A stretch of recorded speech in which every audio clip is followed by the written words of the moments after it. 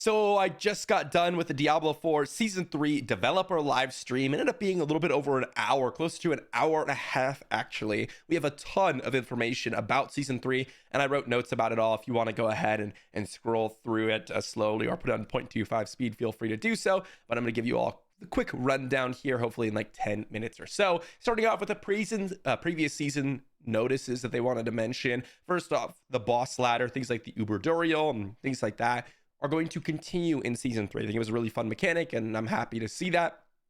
Abattoir of Zir will not be in Season 3. So for those of you that really enjoyed that game mode, I didn't think it was particularly special, but it was fun for people who were participating in it. Will not be there for Season 3.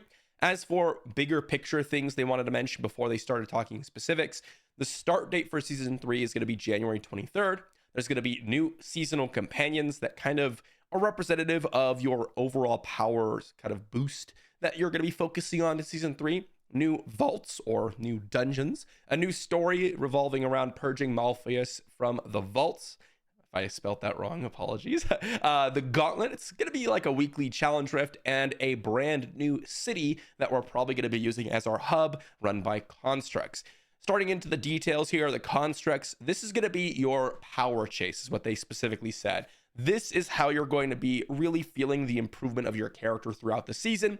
These constructs are going to have a one-to-one power scaling, stat scaling for your character. So any secondary stats and things like that you're going to be putting on your character, your construct is also going to get it. Now, your construct is going to have two skills. These skills are given through the governing stones that you're going to earn throughout the game through drops and potentially crafting. You have 12 total skills you could choose from.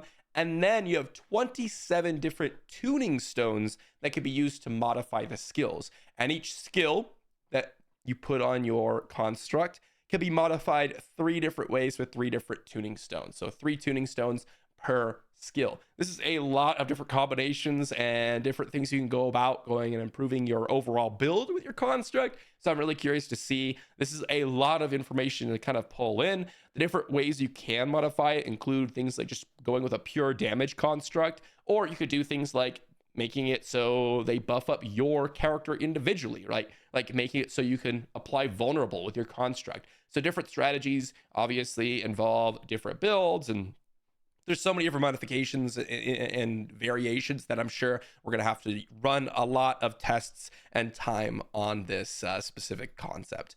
Next up, we have the vaults. So there's going to be 4 different types of vaults, different kind of like ways to go about the vault, as well as the vaults are going to be really focusing on a hostile environment. So traps around the vaults for like fire floors, things like that. There's going to be unknown objectives is what they mentioned, or things that are not like directly specific. I'm a little worried about this because a lot of people do not like fumbling around in dungeons to try to find the objective. There's going to be a death room, so a room with lots of traps, enemies, and big loot. There's going to be ward woven chests. These need a certain warding buff. You're going to earn this in the vault, and in order to hold on to the warding buff, you need to not get hit by everything. And if you don't get hit by everything, you'll keep it so that you can open those ward woven chests with it. But depending on, of course, the vault, you might get hit and lose that buff. There are ways you can earn stacks of the buff, various different ways in the specific vault itself, but that's going to be kind of the main mechanic with the ward woven chests. This kind of follows the Nightmare Dungeon sigils later on in order to target farm specific loot, and there's going to be new overworld activity where constructs are spilling out from these vaults. They called it the arcane tremors, and it's kind of like overworld activity where you can kind of just earn loot there, and potentially some of the ward woven chests will be there. I'm not quite sure on that.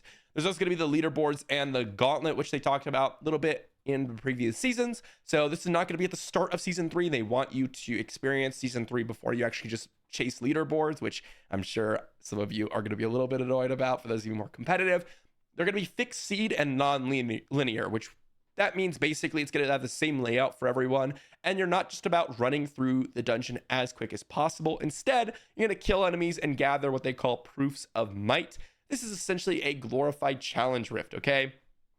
You run in, you kill enemies, and you try to get the specific loot that's associated with that in order to progress that specific challenge rift, or in this case, get points so that you get a higher score.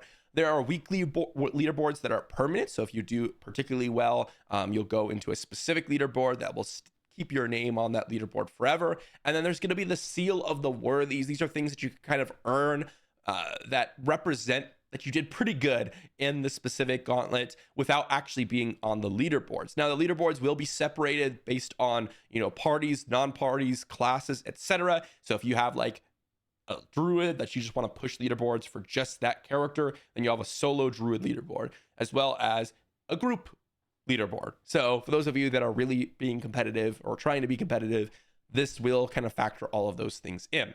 Then we have some class and miscellaneous things to note. Class updates. Barbarians, first off, we have Charge getting massive DPS buff.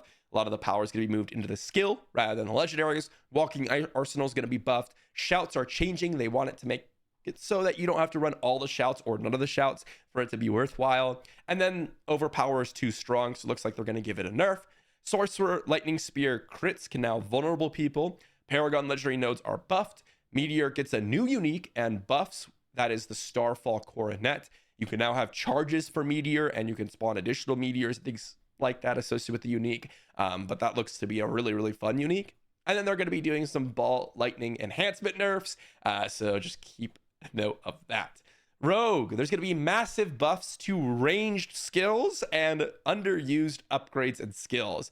This is really awesome. I'm excited because that's going to be my focus in season 3. So if you want to stick tuned to the channel, I'm going to be coming out with a bunch of ranged rogue builds because it looks like we're going to get some buffs to it. Full patch notes tomorrow, so stay tuned for that. There's also going to be some combo point / twisting blade, they say, fixes to certain mechanics, but I imagine it's just going to be some nerfs. Druid, there are going to be some Spirit Boon buffs, some Rabies Lightning Storm buffs, and a new unique called something Ascetic Wraps. I couldn't actually see the first part, but basically it's going to give you more strikes as the Lightning Storm grows, and if you crit, you get a secondary strike that deals additional damage on your Lightning Storm. So really powerful unique for the Lightning Storm, and I imagine it's going to be a really strong build.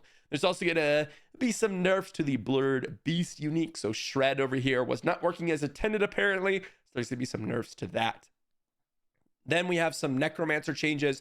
The Golems are going to be buffed up in terms of their DPS, and apparently some of the Golems had the Bone Golem had an AoE hit, whereas the other two did not. So they're going to be making it so all of them have AoE hits. They're going to make it so Bone Prison, you can now move through it if you're a minion or an ally of the Necromancer. Such a huge change to Bone Prison. It's now usable versus being absolutely annoying beforehand. There's also going to be some Bone Spirit buffs to where it kind of encourages that shotgun playstyle where you walk up and just blow up someone, which is going to be really cool. Some miscellaneous changes / buffs. The season journey is adjusted. They're going to be removing some PvP kind of tasks. They're going to increase the rewards to include some 925 item power items, which is really, really nice, especially for those of you that are more casual. Storyline no longer requires a season journey, so you can just rush through it if you wish. There's going to be some new emblems and skins, mostly through the premium battle pass. There's going to be 2 big updates per season, one at the start and one at the mid-season point. So about a month and a half into the season, this is where we're going to get a lot of our kind of class changes, class updates, things like that.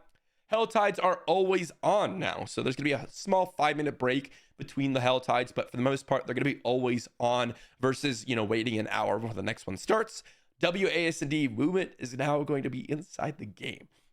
Arguably the most exciting thing about this whole patch for me. I love WASD movement, and I do not like, force move on spacebar, force move on clicking around, things like that. They're going to be redoing the skill tree respecking, so now it's going to make it a lot easier, and there's going to be some gold trading UI updates. That's going to kind of wrap up the overall season 3 information that we got from the dev live stream. Let me know what you think is the most exciting. I think for my final thoughts here, the things I'm most excited about, well, arguably the quality of life stuff, but in terms of actual changes, obviously I got to talk about the Rogue here. Rogue range changes are really exciting because to me, Rogue has always been dominated by a melee focused playstyle. Even the ranged skills themselves kind of feel more melee focused, like you have to be in front of people to get that value. So I'm excited to see what they're going to be doing to the range skills. And arguably the most exciting thing for season 3, the hallmark and what kind of defines season 3 are the constructs. So, getting the constructs built out and kind of determining how your playstyle is going to be through the construct is extremely exciting to me, and I'm curious to see how it's going to shape up and whether or not it's going to be determining whether or not the season's going to be good, right? If you hate the constructs and you just want to be your own character and not have to worry about a construct, maybe this is going to be really annoying for you. But if you enjoy that kind of dual play style and have your build be amplified by a companion, this might be your favorite season so far. We'll see. Let me know in the comment section down below. More videos to come. I'll see you all for the next one.